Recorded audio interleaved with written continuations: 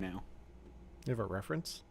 Yeah, my mug is Oh, a Rose nice. Apothecary. Yeah. My cup today is every Batmobile ever. It's Hmm. incredible. Have I not shown you Oh, this yet? actually, no, that's really cool because I saw the logo goes on top of the car. Yeah. That's really neat. So there's the one we're talking about today. Ha! Yeah. I need. Okay, I'm excited for this. I have a lot of questions. Yes. Shall we begin? Yes, let's. Did I actually pull the pictures in that I wanted to? Yes, I did. Yeah, so Devin, real quick before we watch this, I have a thing, and then we're gonna talk about your thing. Okay, Yeah. let's do it. Yes, let's get to it. Hi, everybody. Welcome to You Have to Watch This podcast. I'm Alan. Oh, right, you were gonna do that voice the whole time. I'm Ryan. And I'm Devin. And tonight, a Thieves is coming. Promises made, promises delivered. Well done, Alan. I'm so proud Yes. of you. I will slip back into it eventually, but I hope so. welcome to You Have to Watch This podcast, where each week we make each other watch movies one of us has never seen before. This week, to celebrate my birthday, like we did Devin's last week, I got to pick any movie I wanted to make the guys watch, and we're going full bat nipple and talking about Batman and Robin today. What a movie, man. Oh yeah, what a movie! And we will get into that here shortly. But before we begin, we like to do a little segment we call "We Watch This," where we talk about things we watched in pop culture over the last week. I'm going to start us off because it's my pick for this week, and I want to talk about a thing that I have since finished since the last we spoke, and that is Star Wars Skeleton Crew. Oh, it's over. It's over now. Okay, and This might be the best Star Wars we've gotten in the last decade. decade. Really? It's the okay. So since 2015 or Yeah. since 2020? Two, Okay. the 2000 like in the last 10 years Wow. since Disney bought Wow. Star Wars. This might be the most fun I've had with Star Wars since then. May not be the You gotta give best, me more. but it's the most fun.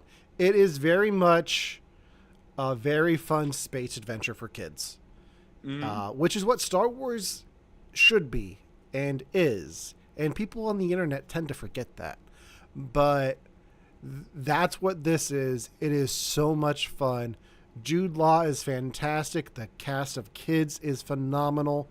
The world building that they do within Star Wars, but keep it separate from everything else, is fantastic. It's well, you know how Stranger Things is like kids on bikes. Yes. This is quite literally kids on speeder bikes. All right. And it's so much fun. And I want them to do so much more of this. Like, give me... I'd rather see season 2 of this before I see any more of Mandalorian and Grogu. Wow, that's So, bold. Yeah. I Oh, only know one thing about this. Wait. I know one thing about this from the internet because I saw a single meme, and it was that picture of that kid like really straining hard, and it was Dave Filoni trying not to put a cameo in Skeleton Crew. Yes. Was there a cameo in Skeleton Crew? No. So Saul Guerrero is nowhere near this. No, he is not. I love it. It might be my Yeah. favorite Star Wars thing Yeah. in the last decade. Yeah. I mean, anything post Rogue One hasn't had Saul Guerrero in it because, you know, spoilers for Rogue One, he dies. Oh, they shoehorn him in though. It's like Yeah. what was it, Poochie from The Simpsons? When he's not on screen, characters are always talking about him.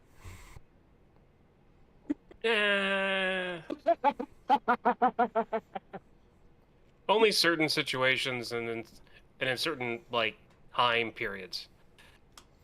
It's fair, but still, too much Saul, too much. That's incredible though. I'm happy you yes. liked it.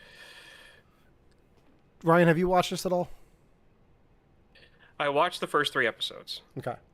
and I want so bad for one of the kids to be shot out of an airlock that I cannot enjoy the show. Okay. Not a joke. Is it just like one kid? It's just one kid. It's just Aw. one kid, and the thing I am saying that as a 39-year-old man, and if I was 10, it wouldn't be a problem. He is a good character. He does a good job moving the plot along like the other characters do in their own way. I just have a problem as an adult with kids with that certain personality type. They annoy me, and I don't want them anywhere near me. I don't. I find stuff like that really interesting because it means the writing is good. Like it means that Yes. that it's a well-written character and feels believable. The same way that like the guy that played Joffrey Lannister got real-world hate Oh yeah. outside of like outside of the show. Like that's good writing. Yeah. No. It is like that. It's just I want him to be shot out of an airlock so bad. Aw, poor kid. All right.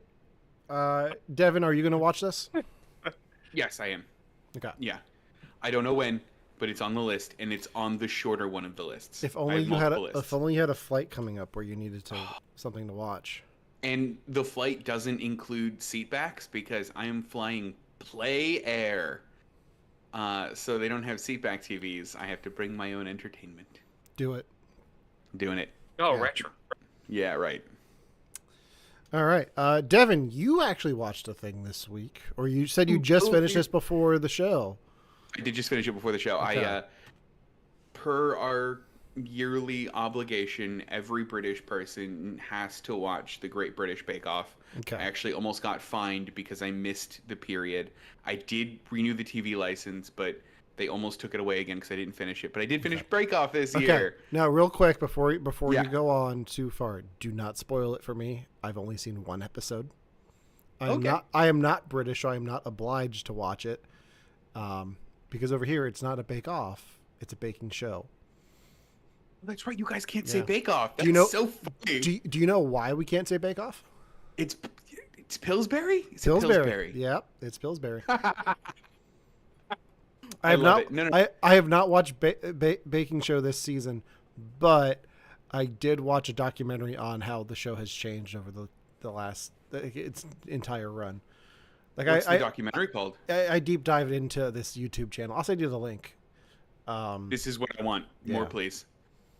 Yeah. This season is a lot of fun, is what I'll tell you. I like it in a lot of the ways that I've liked recent Bake Off, where I love the hosts. I love Allison. I love Noel. Anytime they're on screen is a delight. The bakers this year fall, and you've seen one episode, so you know this. The bakers this year do tend to fall into traditional kind of Bake Off categories where there's like the funny non-British person, where last year or 2 years ago it was the Jorgen. And this year there's somebody like that, and there's the posh lady, and then there's the teenage who's like just made it in, and they surprised me. They all ended up surprising me this season. There's a little more drama this season than I think Bake Off usually has, and there's a couple where you can tell the producers are like, pretend the cake falls for like 3 seconds to freak them out. And I'm like, I don't need that level of drama in my Bake Off. But they also lean into showing where people help each other in Bake Off, which is the part that I love. Because I feel like in an American competition, if like someone was failing their bake, the other bakers wouldn't come help. They'd just be like, well, sucks for you. I'm coming home with the prize. So it was a good season. I think you're going to enjoy it. I really enjoyed it. I don't watch TV, and this is the thing I watched. All right, very cool. Yeah. What is your signature baking dish? Like, are you a big baker or are you more of a cook? I'm a better cook because there's some magic that happens the second you pop something in the oven where it's literally just like flipping a coin for me. I have no idea if it's going to turn out great or like shit. The best thing I baked recently is I made bagel bread, and that was dope. I made it 2 days before Romana came. Romana came back home from the Netherlands, and she almost didn't get any. Ooh.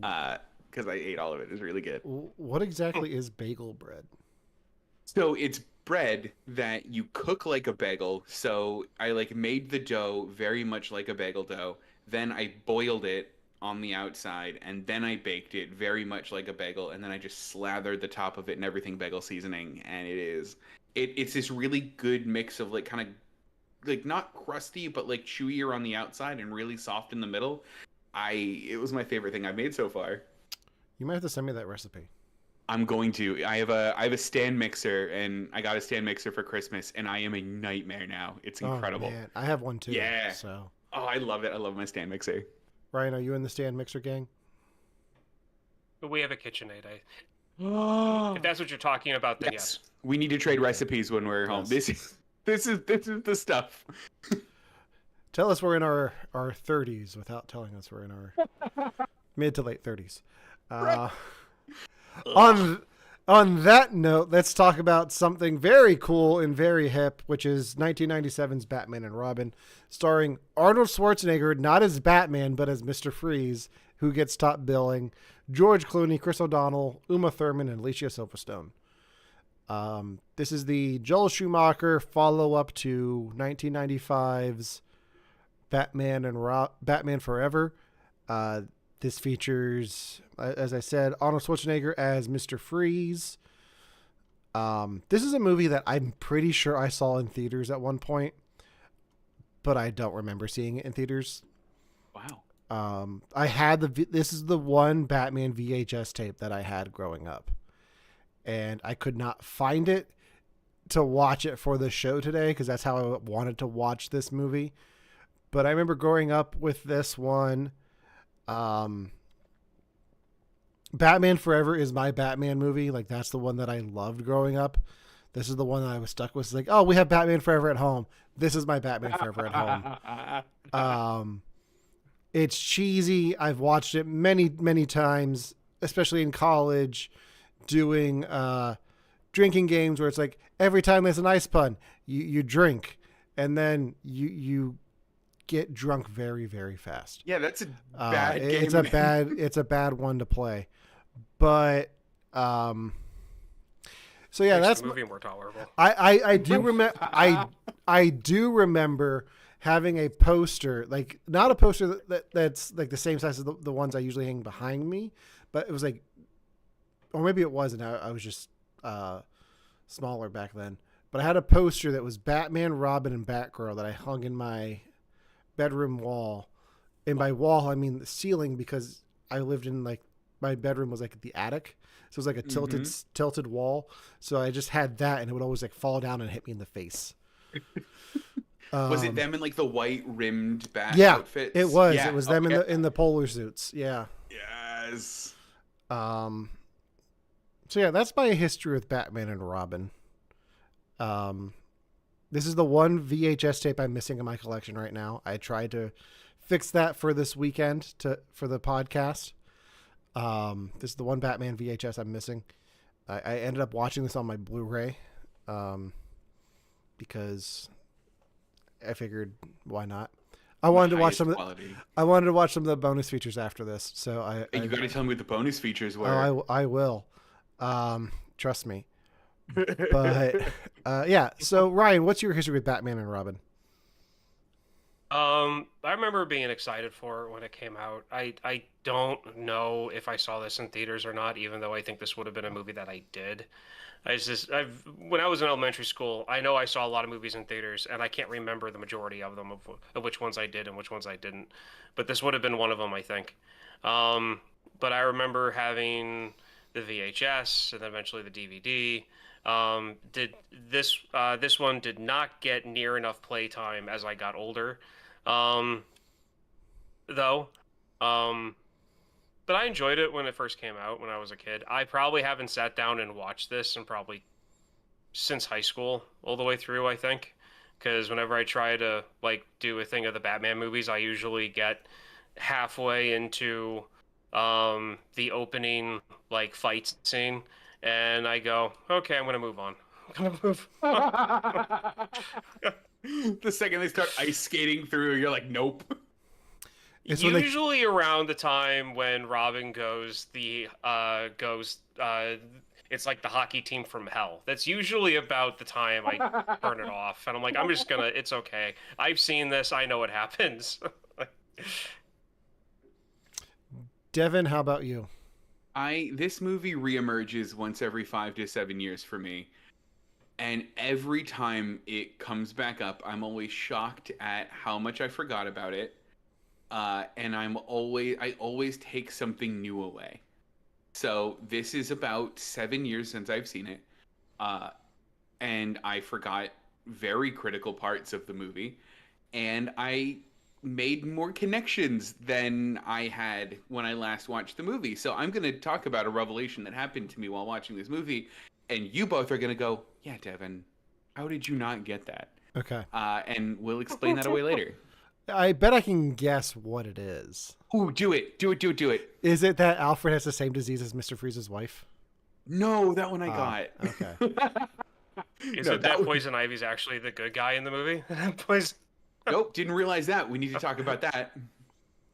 It's more of a joke. But okay, yes. well, let's use that as a starting point. Like, what, Devin? What was your elevation? That Uma Thurman's just doing Eartha Kitt. Like, she's just doing like that version of Catwoman, but for the 90s. Yeah. Because there's a couple of times where I'm like, that's an acting choice that she's making. She's doing this deliberately. She's being over the top. She's being nothing but just a sex pot the whole time. Yeah. And like, that can't be her genuine take on the character. She's drawing inspiration from somewhere. And then when she came out in that like full almost leather suit with her hair in the little things like this, I'm like, that's Eartha Kitt. Like, that's Catwoman. That's what she's doing. Yeah. The one thing I noticed, like, watching it this time, is that there's so much from the Adam West Batman in this. Yeah. It's the Eartha Kittness of her performance, all the Dutch angles, because that was very much a Batman 66 thing, because they're in this every other shot almost. Like, it's insane. And like it's just as silly as that show was, because you look back at like the 80s when Michael Keaton was cast as Batman, people were like, oh no, it's going to be campy like that. Yeah. It's going to be campy like Adam West. It's not going to be the Dark Knight that everyone wants. And then we get the Dark Knight with Michael Keaton. We get the serious take on Batman and the Joker. And then not even 10 years later, we're back to this. So I was having this discussion with Romana last night, and I want to know what happened, because everyone loves Keaton. Everyone, I rented this movie on the Sky Store. It is sitting at a 1 star out of 5 on the Sky Store, which is abysmal. It's better than that. Like, and everyone seemed to miss what the movie was doing. I don't remember Val Kilmer's Batman being this campy and this cheesy.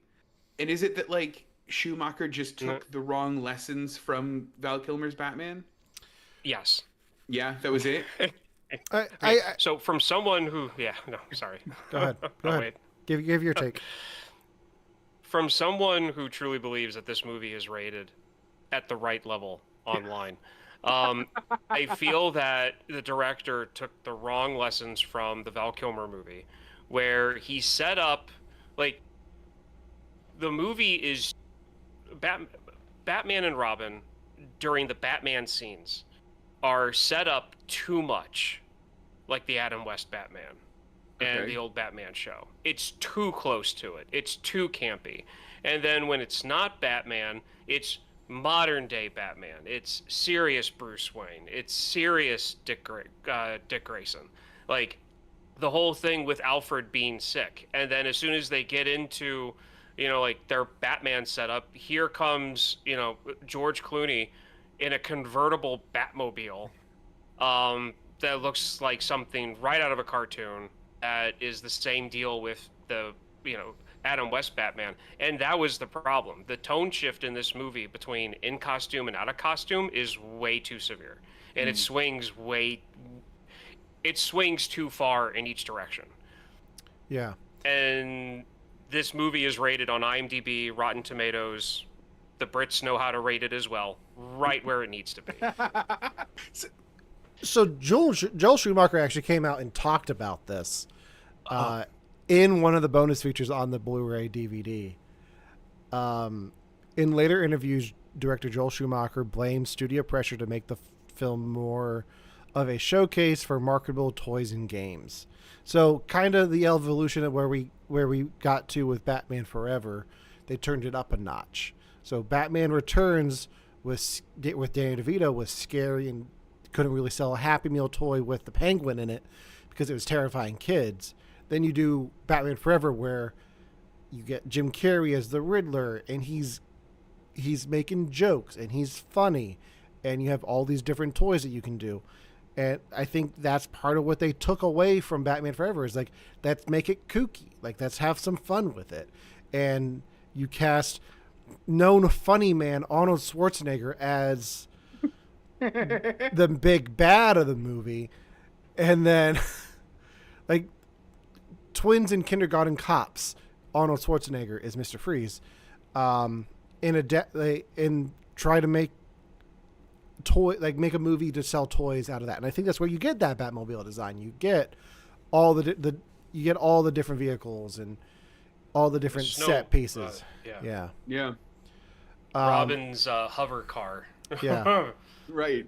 In the making of documentary on the DVD, Joel Schumacher apologized to fans, saying, "If you let me find the exact quote." If there's anyone that say that loved Batman Forever, me, and went into Batman and Robin with great anticipation, if I disappointed them in any way, then I really want to apologize because that wasn't my intention. My intention was just to entertain them. That being said, it's an entertaining film. Like, the ice puns are fun. I counted, by the way. How many? Mr. Freeze. No, I didn't count his ice puns. I counted how long it took Mr. Freeze to say a non-pun line. Mm-hmm. It was line number 6. His first 5 lines are all ice puns. What was it? I forget, but then it led to an ice pun. Okay. It was like the setup for an ice pun, but the sentence itself was a normal sentence. I want to know though, guys, did you actually like this movie? Like, is this a fun movie for you guys to watch, or was it like pulling teeth to watch? Ryan? So, yeah, okay, so there are parts of this movie that are like pulling teeth for me, but then there's other parts that I really enjoy. So, from the start of the movie to where, like, the start of the movie is just kooky, funny, corny to all degrees, and when I typically stop the movie, when I'm like, oh, okay, I watched Batman Forever, now I'll go and watch Batman and Robin, I usually get halfway through the ice fight, and I get to the point where I'm like, this is just too silly. It's not that it's pulling teeth, it's just, okay, like, this is the 4th ice pun, like, they've got, like ice skating blades popping out of their normal size shoes, okay, okay, and then I flip it over, but I like everything with Poison Ivy. And with Bane. I enjoy the storyline with Batgirl. And then, like,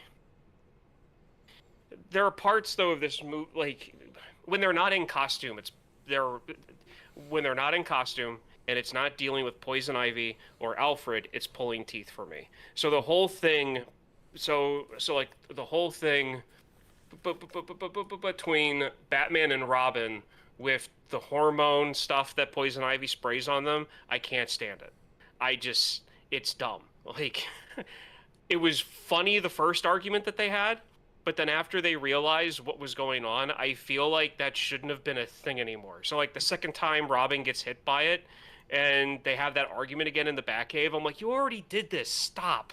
Like, you can fill this time with making Silverstone's character better. You can use this time working on her than you can having this argument again. Yeah. Fair.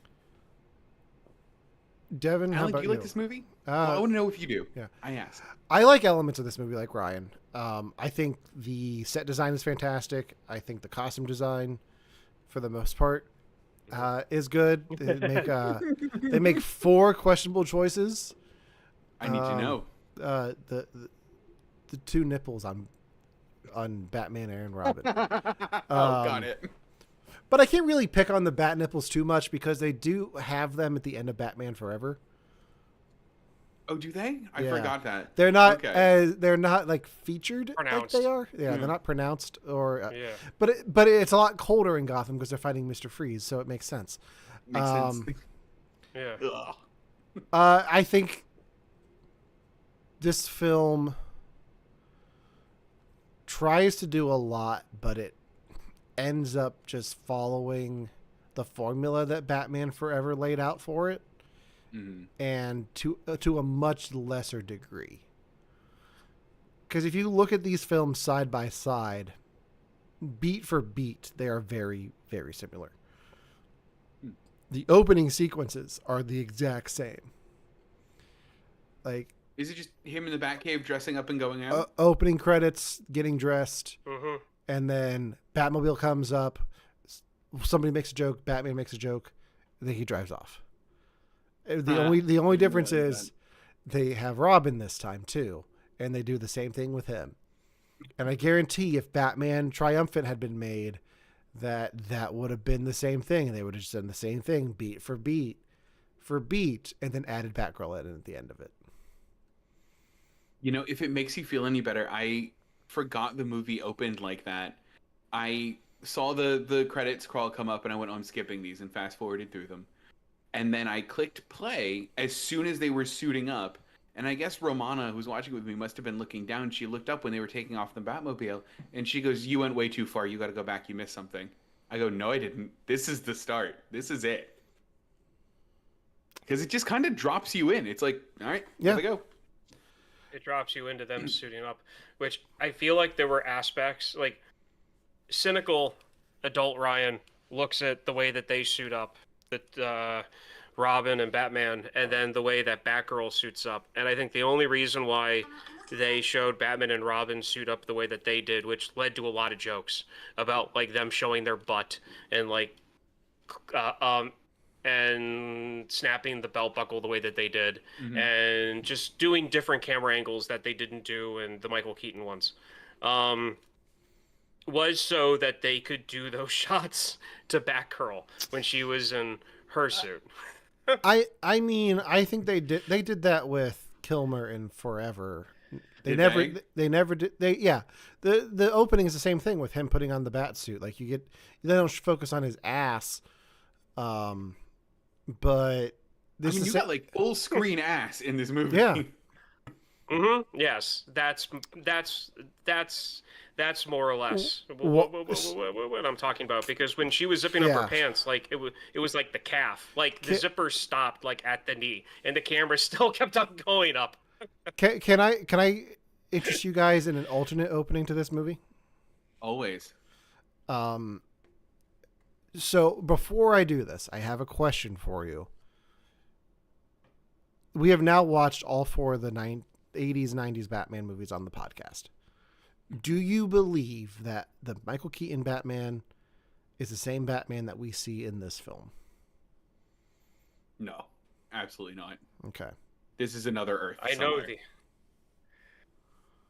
know what the answer is, and I understand why it is what it is, but I don't agree with it. What is your answer? What is your answer? It's that it is.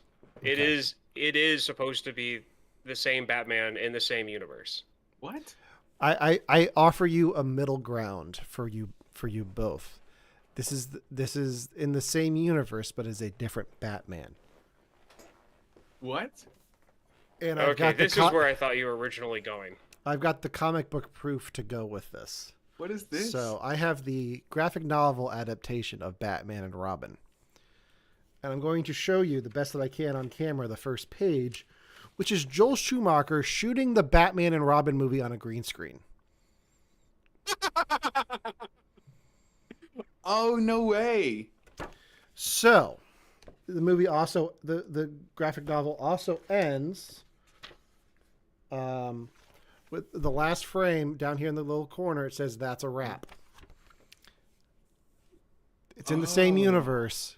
These are just the movies about Batman in the Michael Keaton universe. I actually kind of love that. It gives me the Yeah. Boys vibes, like how the Boys would make movies of themselves. I kind of like Yeah. that. Yeah. Devin, the key connection for the argument that it's the same Batman, regardless of like the studio politics and all that stuff, the argument that the Michael Keaton and George Clooney Batman movies are in line with Batman and Batman Returns is the fact that Commissioner Gordon is the same character, is the same actor. Right. And whenever they're on the street during the day, it's the same. It's the same sets. It's the same feel, regardless of Dutch angles and how much Nyko, neon night glow paint they use for the gang members. Yeah. At night, it's still the same like streets and sidewalks and buildings from Batman and Batman Returns. It's not though. It's not though. Is it not? No. Batman was filmed in London in 1988. Batman Returns and the rest of them were filmed in Hollywood. So they're not the same sets. They do use the same Wayne Manor between films, between Batman Forever and Batman and Robin. But there is a huge disconnect between Michael Keaton, between the Tim Burton stuff and the Joel Schumacher stuff. In terms of like how the sets look. Yes. Okay. Gotham City does evolve. It does evolve over time, but the Dutch angle of the red limousine coming down the street and the costume that the cops are wearing are very similar, if not the same costumes that the cops were wearing in Batman and Batman Returns. Oh, I'm not saying that there's not the color of the buildings and the stonework and the architecture. That's what I was getting at, not where the filming location was. Okay. Well, I'm not saying there's not continuity in between them. I'm just saying there is a huge disconnect. But also, DC has kind of gone out of their way to make these not canon to the Michael Keaton ones, because there was a Michael Keaton Batman comic book sequel, Batman 89, where they have Billy D. Williams become Two-Face. Oh, yeah, that's right. And then a Winona Ryder-esque character becoming Batgirl. Maybe, interesting. Possibly. Okay. So they do their own take on Batman and Robin in that comic book. That is not what happens in the Schumacher films. So I think there's the Burton verse and the Schumacher verse. It seems to be the main key, main thoughts right now, at least continuity wise. It's very funny. So let's talk a bit about Schwarzenegger. What did you guys think of this take on Mr. Freeze? Look, man, if you're gonna make Mr. Freeze funny, this is how you do it. Like, I've seen better versions of Mr. Freeze in that Mr. Freeze is more, they highlight his tragedy and they highlight him as a scientist more than what he is in this. But if you need a replacement for Jim Carrey, I don't think you could have done better. Like, this is such a good, like, I love his ice puns. I love him. He's so good. Brian? I had the thought that they should have casted George Clooney as Mr. Freeze. But then again, that would have changed the character to be slightly different, but yeah. Okay. I think they do a huge disservice to the storyline that they're trying to tell. Like, a lot of the storyline for Mr. Freeze is taken from the animated series Heart of Ice. And that was the first time they did the Nora Freeze stuff, where with his wife being sick and needing a cure and being frozen until he can find a cure. And then they take that very heartfelt Emmy Award-winning episode and then they make it ice punny. Like, it's... Yeah. It's probably one of the better live-action interpretations of Mr. Freeze that we've seen. I wasn't a huge fan of what they've done on Gotham, what they did on Gotham with him. What did they do? I forget. It wasn't that great. I mean, look, his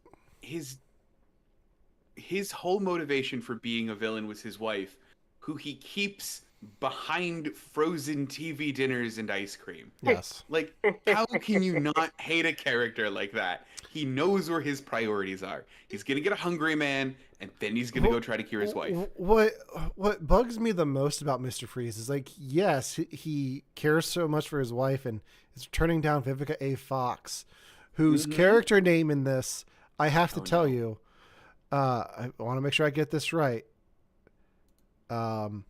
is Misbehavin'. I hate it. Ms. I Letter love B. Haven. Turns her down left and right. And he's like, my heart only warms for one love. My wife. And then you have him be like, what killed the dinosaurs? The Ice Age! Like, it's like, yeah, it's bizarre. Real quick question. Do you guys know when Arnold Schwarzenegger appeared in a Batman film before this?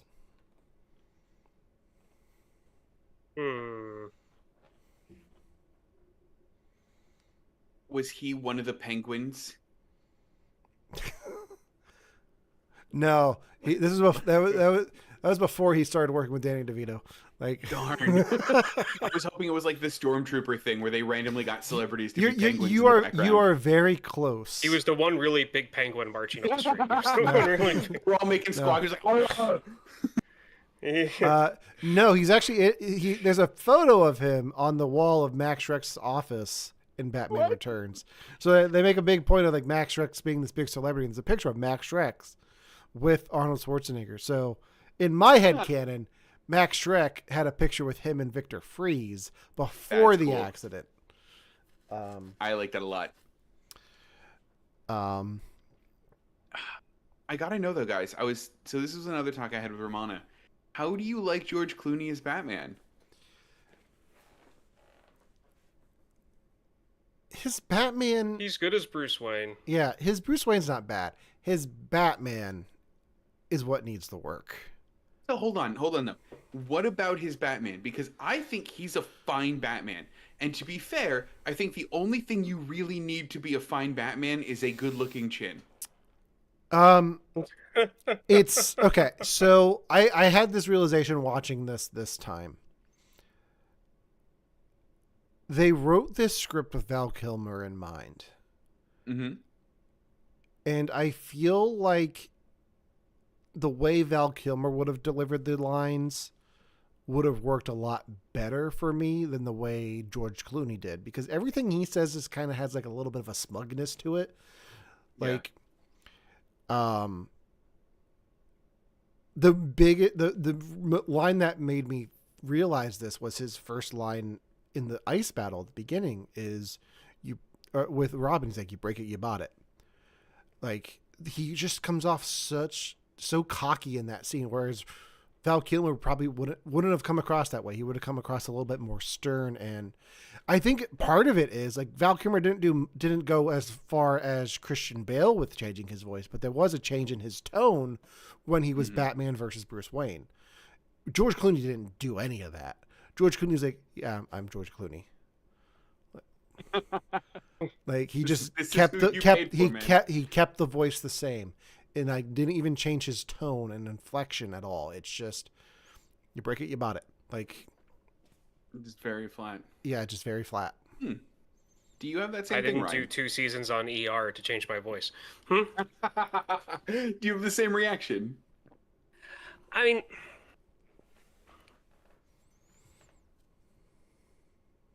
it is a little weird that he doesn't change his voice at all when he's wearing the costume, and I would have to say he's probably on the bottom of my list of like portrayals of Batman.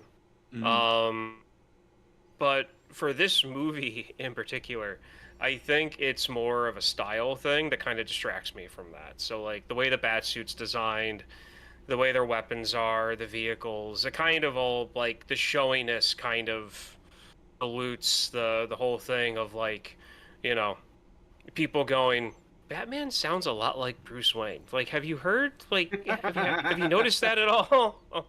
Like, George Clooney trying to pretend to be someone else when he's, Batman really wouldn't last that long. Like, he he he would end up having to do a Tony Stark thing, like at some point. Just admit it.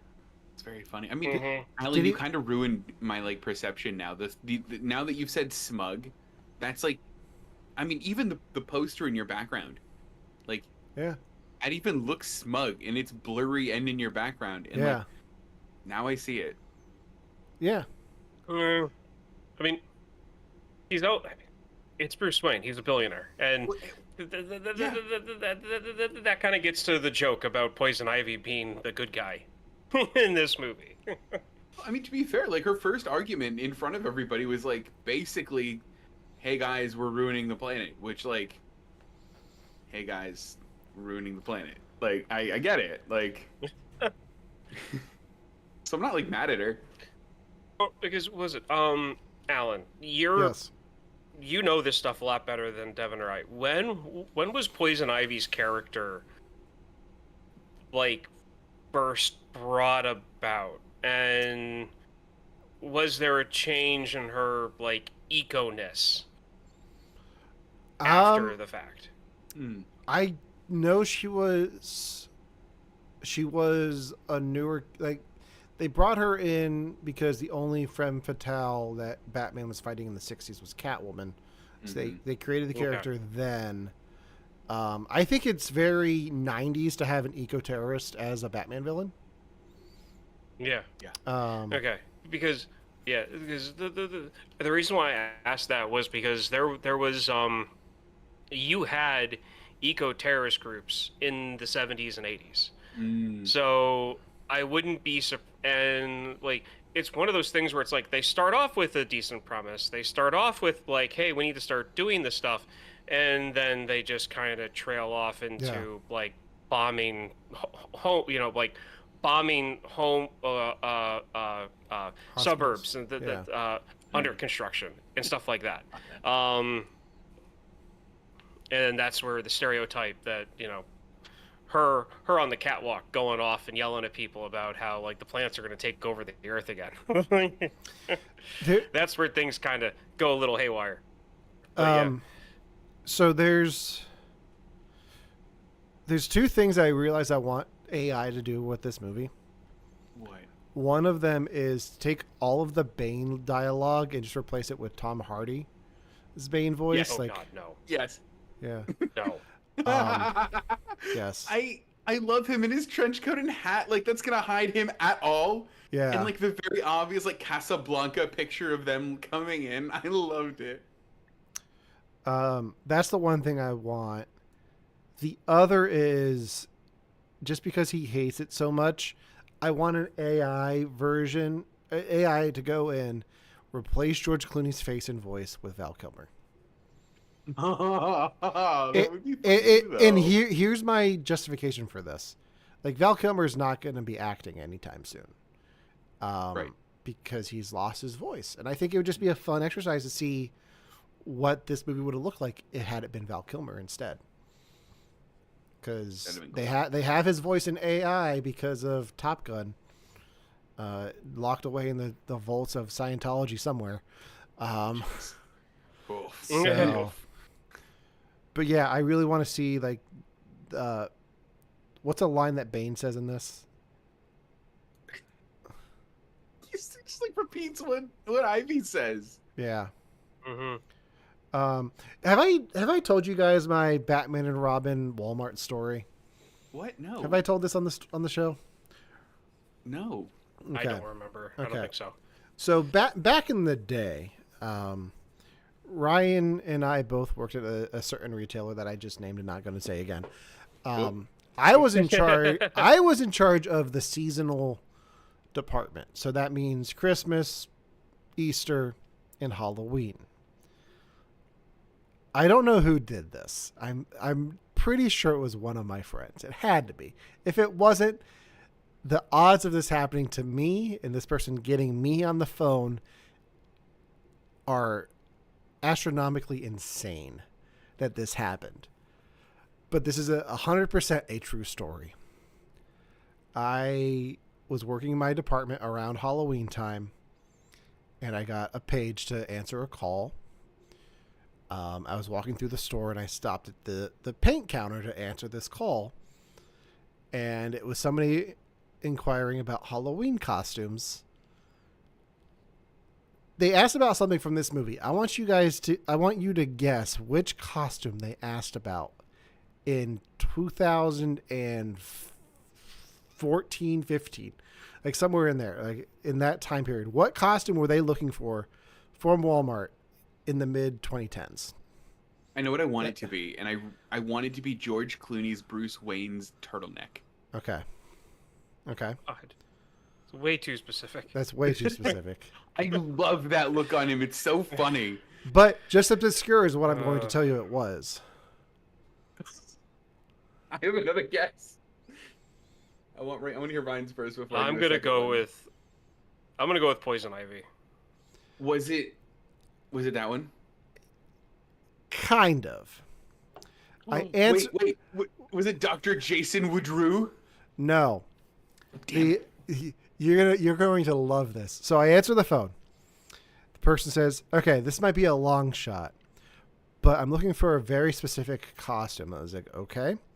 They're like, "Have you ever seen Batman and Robin?" I was like, "Yes." Do you know that scene where Poison Ivy and Bane have those giant purple gorilla suits on? Do you guys sell those? And I was like, let me check. No, we don't have those. It was like, no, sorry, we don't have those. That scene, I forgot about. That is so funny. The odds of anyone calling and asking about that costume, Right. it had to. You on the phone. It had to be somebody I know. Like it had to be. Because I think, honestly, if they got any other Walmart employee, maybe with the exception of Ryan, retailer employee, maybe with the exception of Ryan, like, I would, like, I can't imagine anyone understanding that reference. Yeah. And, like, this was what, 2014, 2015? Did we have, I mean, I guess we had, like, smartphones, but the internet wasn't good enough that you could have, like, just Googled it there, right? Right. So, like, well done. I want to know who it is. I want to know too. So if you're out there and listening to this, you can confess. I have theories on who it was. Devin, you were one of them. Oh no, certainly wasn't me. No. My the top two contenders are friend of the show Chad and friend of the show Bill. Guys, if it's one of you, just let us know, please. Yeah. Please. But yeah, that scene's insane. It's so fun. It's so, like, I forgot that happened. I forgot the weird reveal with her hands going like this. It's so weird. So you mentioned Dr. Jason Woodrue, played by John Glover. Do you guys know what else John Glover has done in the DC universe? No. He's done a few things. I recognize the name, but that's about it. Yeah. I will just tell you so you don't have to Google it. He is the voice of the Riddler on the Batman animated series.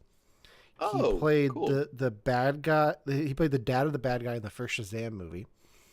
And he also played Lionel Luthor on Smallville. Did he? Lex Luthor's dad. I have met John Glover. If you ever get a chance to meet him at a convention, he is fantastic. I highly recommend it. He is very entertaining and very, very friendly. But there's a quote here on IMDb Trivia where he says, Joel Schumacher would sit in a crane with a megaphone and yell before each take, "Remember, everyone, this is a cartoon." It was hard to act because that kind of set the tone for the film. So that's what this is. It's a live action cartoon. no one in this movie understood that assignment better than John Glover. Yeah. He was a delight in this movie. I would watch a backstory movie on him. Like, Yeah. show me how the Wayne Lab turned into this through his eyes. If you like him in this, you'll love him on Smallville, because when he's Will on the I? show, like, yeah, he's not that cartoony, but he's just as sinister. Oh, that's cool. And then he kind of has a redemption arc.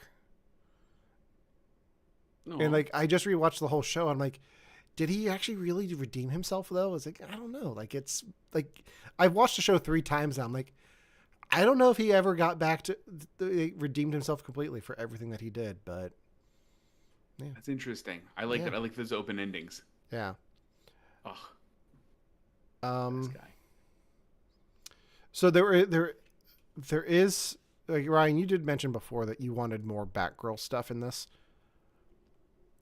Yeah, because I mean, 'cause I like the fact that like Alfred had like a brother, and the brother seemed to be in on like everything that Alfred knew. Mhm. And then that Alfred had like children.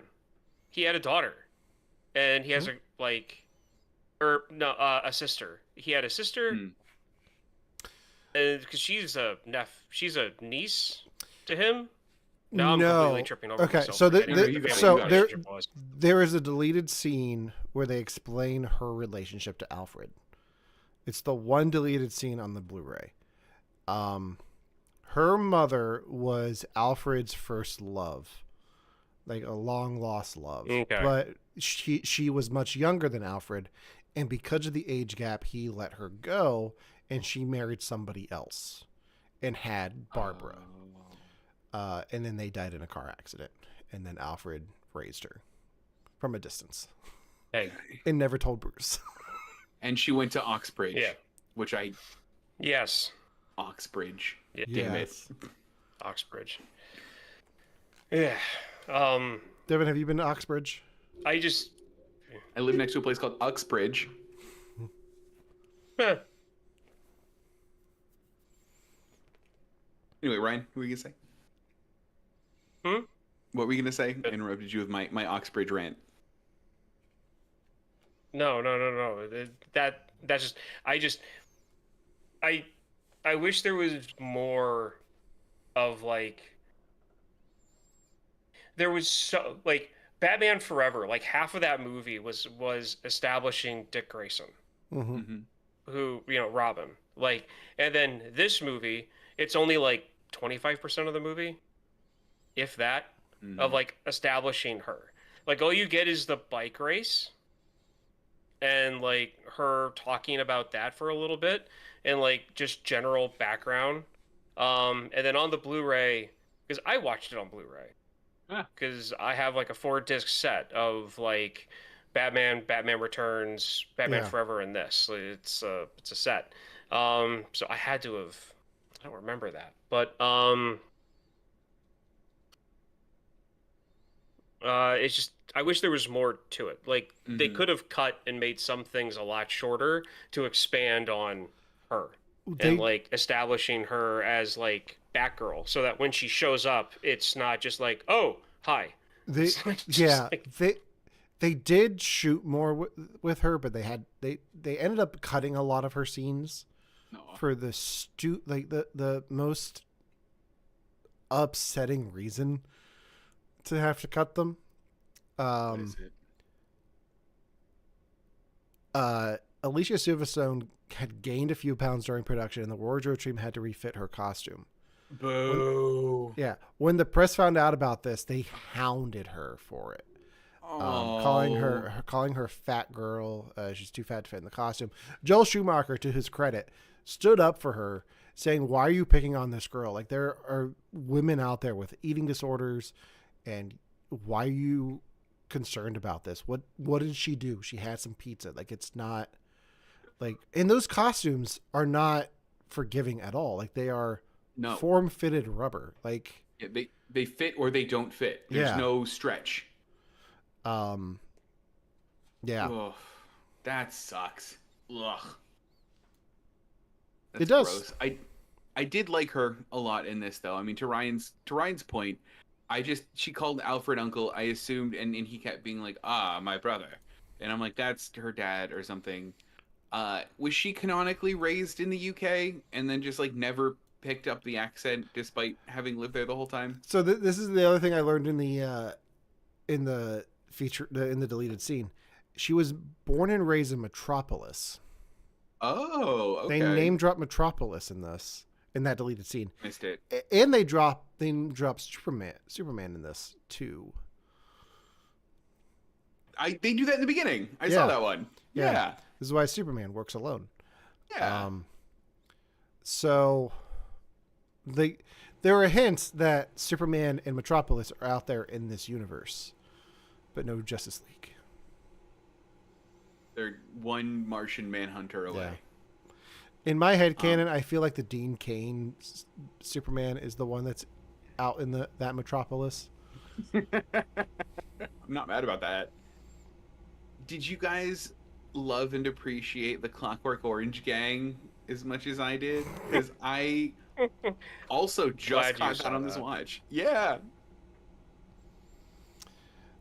I saw Clockwork Orange when I was a bit too young, I think, and I remember watching the movie after watching that and being like, "Oh, okay, that makes sense."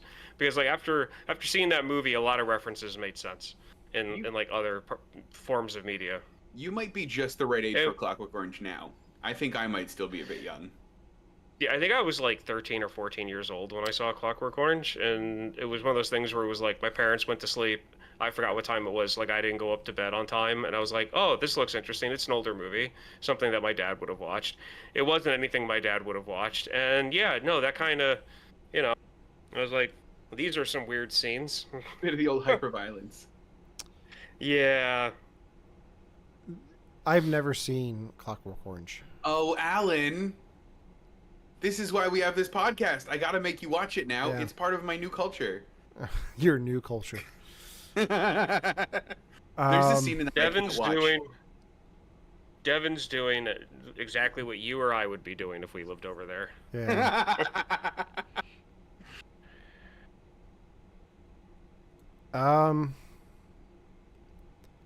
Did you guys catch any other famous cameos in this movie?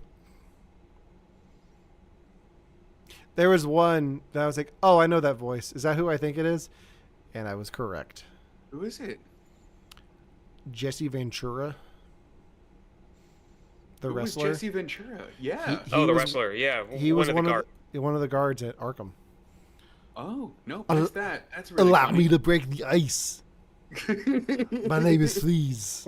Know it well. Like, oh, that's so funny. I also heard that Romana caught this right away.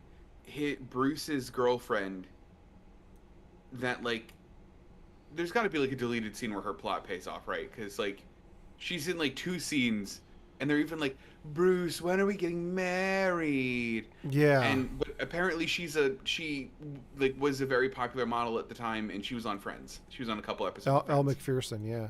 Yeah. Yeah, that's the one thing that upsets me. Like, this is the first Batman movie where they don't acknowledge the previous girlfriend and what happened there. No. Because like you have like in Batman Returns, Michael Keaton calls Alfred out like, "Who let Vicky into the Batcave, huh?" And then in Batman Forever, Nicole Kidman's like, "Or do I need black latex and a whip?" Yeah. This one they just don't acknowledge it at all. Like, and we don't know who this girl is. Like, there's no backstory there. It's focuses a lot more on everyone else, but not his story. No, would not pass the Bechdel test. Oh, they just wanted a awkward scene where Bruce Wayne calls his girlfriend Ivy. That's the only setup that she's there for. That's legit it.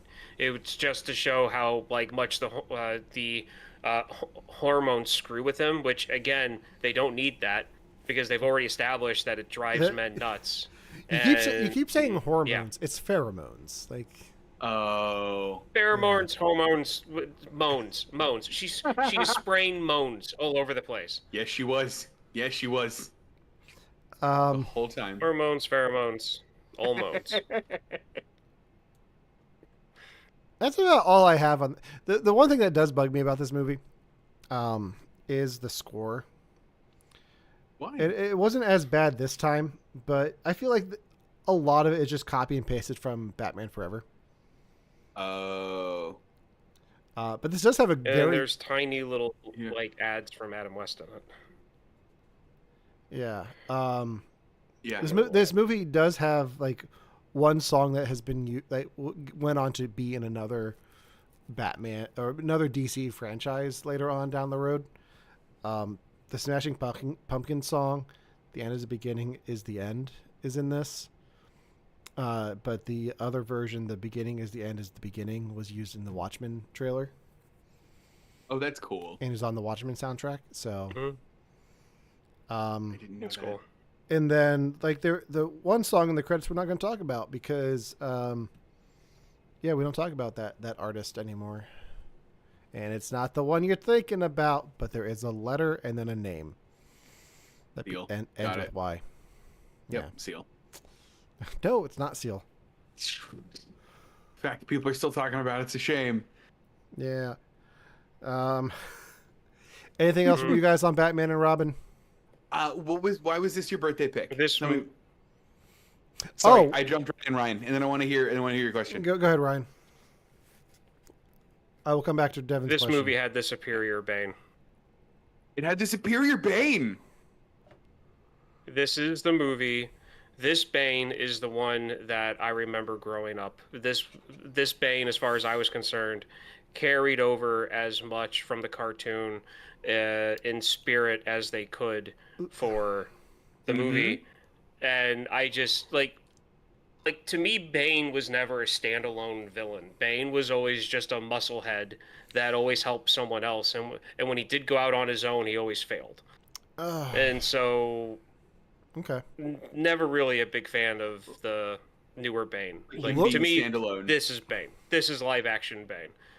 Looks Like could take over Gotham on Yes. being looks a wise. leader. Looks wise, I'll give it to you. He does look like the cartoon version of Bane and from the comic book.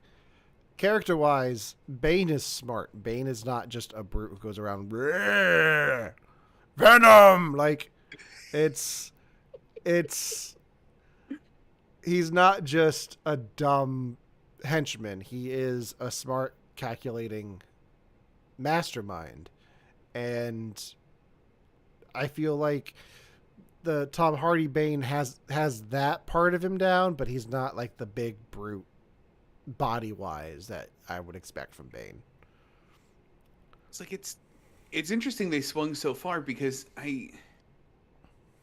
this movie has no room for masterminds. Like Bane as a mastermind would not have fit with Ivy or with No. but they needed they needed a muscle. Like Ivy needs a muscle because Yeah. all she does any fight is just walk around and make sex noises. And like you need someone to actually beat someone up. So like Bane was a good filler for that. You know, they kept that in the Arkham games. Like, Did they really? yeah, every time you fight her, it's like, yeah. Ugh. But Like the nurses from Silent Hill Yeah. Yeah. movie. um, Like the nurses from Silent Hill movie. just got a message from Tom Hardy. He says, "Ryan, you're wrong." I don't care. It's this Bane. All right. I don't care. I don't care about the facts or the truth in this matter. The superior Bane is from this movie. This is Okay. my Bane. This is my Bane. This is my Bane. If you want to die on that hill, go for it. All right. Do To it. answer Devin's question, why this is my birthday Yeah, pick, yeah. I've had Batman on my mind lately. Ooh. Because I recently just decorated my guest room for friend of the show, Chad, with all of my Batman Forever stuff. And he didn't mention this. So I don't know if he saw this or not, but I have this, I don't want to say it's a shrine, but I have this collection of Batman and Batman Forever stuff that I have on my shelf. It's all my action figures, my Batmobile that I had as a kid, some comic books, some art that I have from the film, and like two of the 27x40 posters. I have that up in my guest room, and I had friend of the show Chad over the other week, and I have a Batman and Robin sleeping bag that I put on the futon for him that I think he used. Like, I think he did use it as a blanket. But so that's like, you walk into the room, you see all the Batman Forever stuff. Then on the back side of the door, I have this. He didn't say anything about it, so I don't know if he saw it or if he just didn't want to talk about it. But that's part of the reason I've been on a Batman kick lately. The other part is he's not going to watch this because he's turning 5 tomorrow. I hope he's not watching this. But if he is, hi Elijah. My nephew's birthday is this week, and Target has re-released some Batman Forever toys. So being the cool uncle that I am, I went and bought them for myself. No, I did buy my nephew. They had a figure for Batman, Robin, the Riddler, and Two-Face. But besides that, they also came out with the Batmobile. I really like that. Yeah, and it came with the Batman figure. Mm-hmm. This I did buy for myself. Like He gets to watch you play with it. No, I got him one too. Like I walked out of Target carrying 2 Batmobiles and like 5 action figures. This is the Batmobile. Like I actually took it out of the box. Oh, that's a really good quality. Yeah, I like that. My favorite thing about it is the canopy actually slides instead of like goes up. Oh, cool.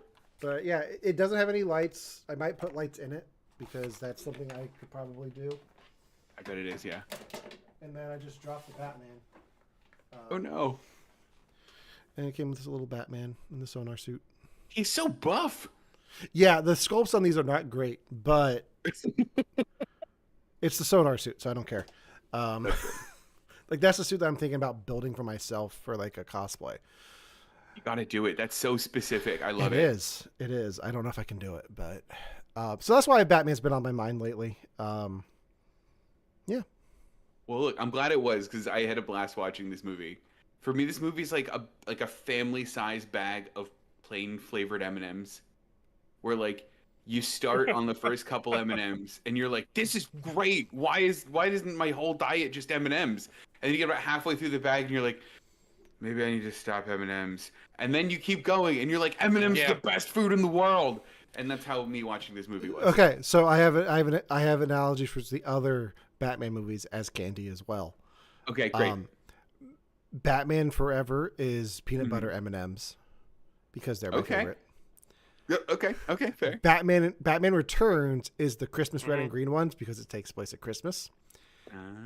And 1989's Batman with Michael Keaton and Jack Nicholson is peanut M&Ms. You want to know why?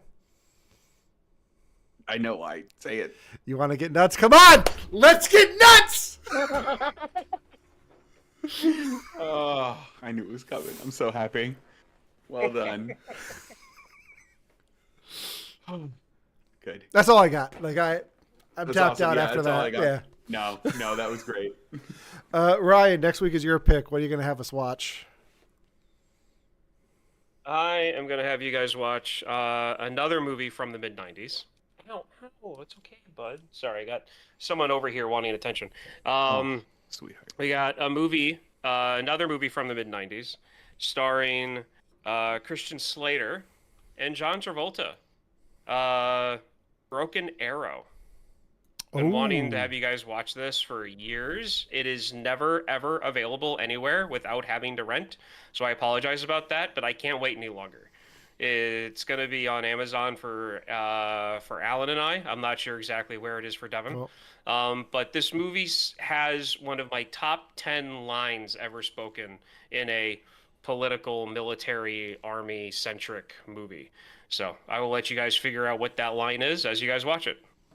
I've seen it before. I haven't seen it. I've never even Nice. heard of it. It's Yeah. on Disney Plus. Okay. Oh, nice. Okay. Yeah, even That better. works. Which means it might be on Hulu then for us. Yeah, let me Ooh. look. Definitely give it a Cool. look. Okay. So have fun watching Broken Arrow, guys. Perfect. Let's see. Is it? Yeah, did you find it? This feels okay. So It is not. so I got this Broken Arrow, and then it's Okay. movies like this.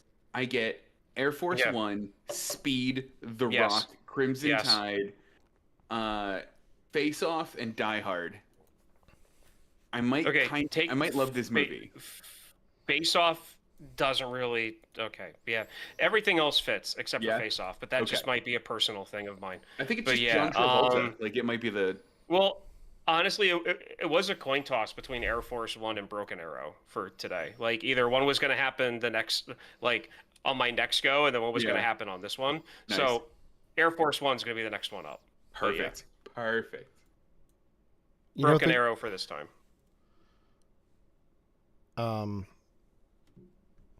Yeah. All right. That's all I got. Me too. Okay. I'm good. All right. Until next time, for you have to watch this podcast, you can like us on Facebook, follow us on Instagram, subscribe to our YouTube. That's where our main thing is right now.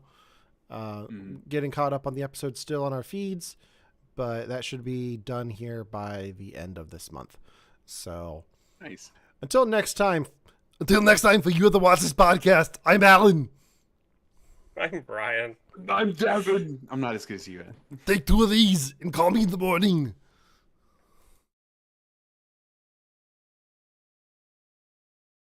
Forgot he said that line.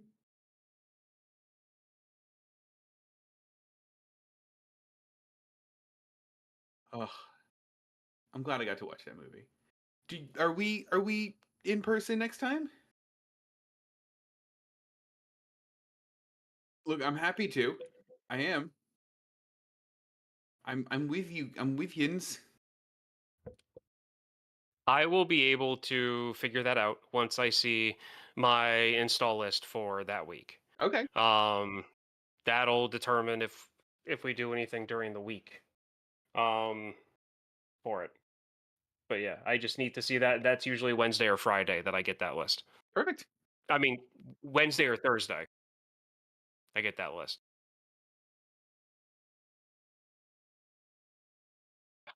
Possibly,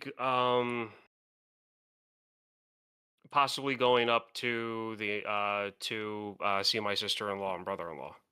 Aw, that's awesome. I don't know. Kristen says that she's talking to her sister about it, so I don't know.